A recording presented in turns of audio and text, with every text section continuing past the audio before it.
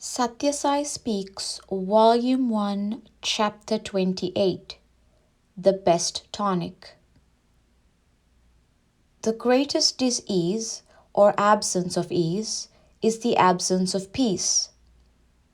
When the mind gets peace, the body also will have health. So everyone who craves for good health must pay attention to the emotions, feelings, and motives that animate the individual. Just as you give clothes for a wash, you have to wash the mind free from dirt again and again. Otherwise, if dirt accumulates and you form a habit, it is difficult for the dhobi, person who washes the clothes, as well as harmful to the clothes. It should be a daily process. You should see that no dirt settles upon the mind. That is to say, you should move about in such company that dirt is avoided. Falsehood, injustice, indiscipline, cruelty, hate, these form the dirt. Truth, righteousness, peace, love, satya, dharma, shanti, prema. These form the clean elements. If you inhale the pure air of these latter, your mind will be free from evil bacilli, and you will be mentally sturdy and physically strong. As Vivekananda used to say, you should have nerves of steel and muscles of iron. That is to say, you should have hope and joy and elation as an unshakable resolution, not despair and dejection. What is studied is not put into practice. Your heart should be like glass, with the spiritual light inside illuminating the world outside, with the world outside reacting on the inner urges and making them lean toward service, sympathy, and mutual help. Now, people read and study all kinds of unintelligible Vedantic texts and struggle with commentaries and notes and translations to grasp their sense. It is being poured down their throats, but the potion does not get down to soften the heart. It is not translated into practice. The truths of the Vedanta are put on for public exhibition, as in a drama, where appropriate dress are worn on the stage but taken off when the actor moves off the stage.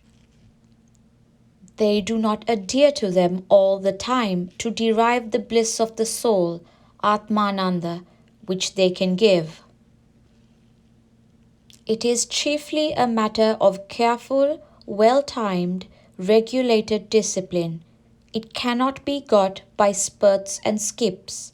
It has to be climbed step by step, each step being used as a foothold for the next.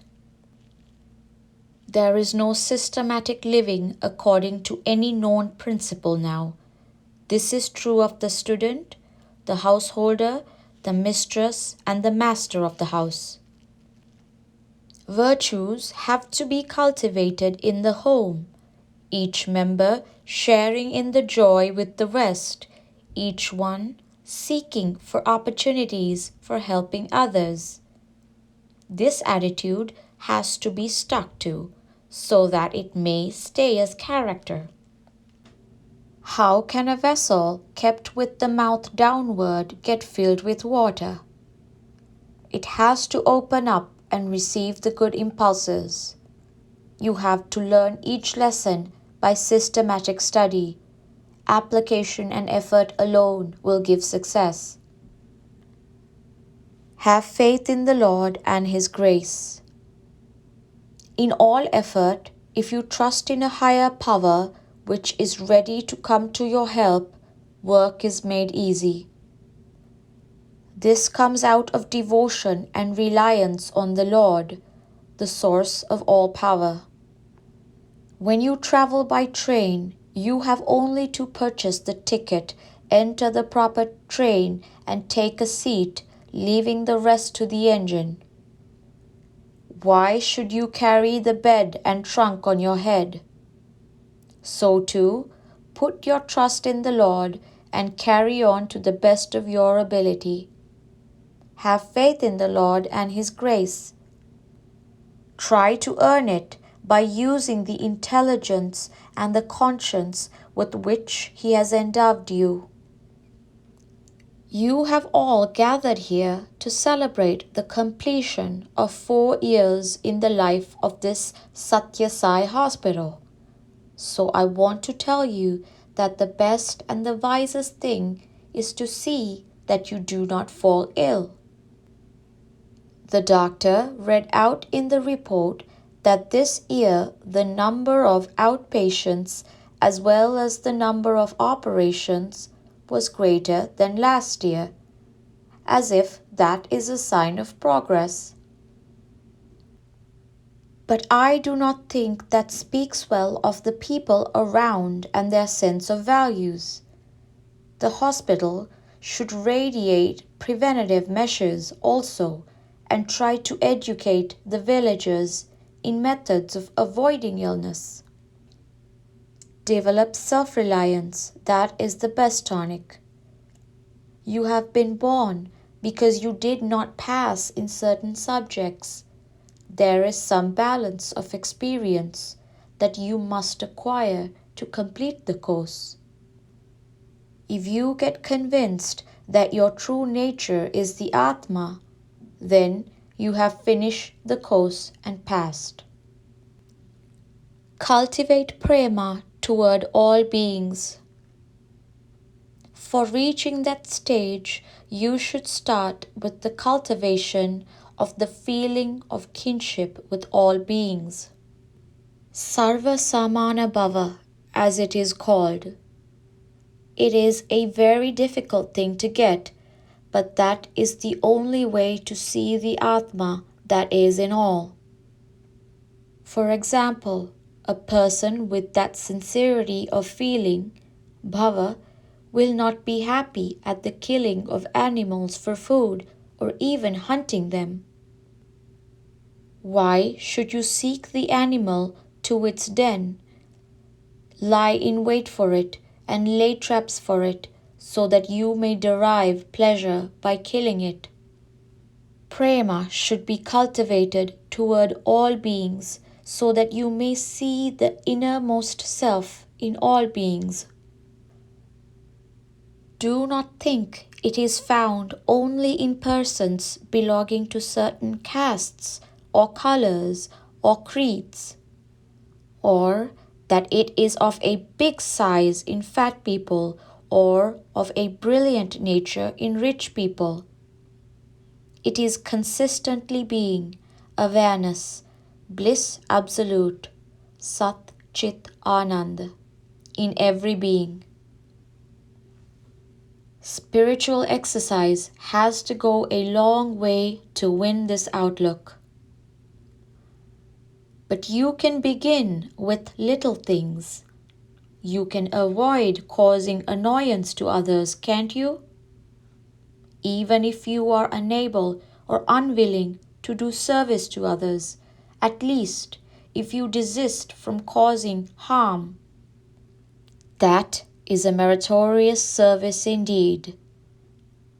For example, take the words you speak. I always say purification of words leads to cleansing of the mind. That is why I insist on quiet talk, sweet talk, and little talk, the pure and the serene, sattvic talk, no anger, no heat, no hate.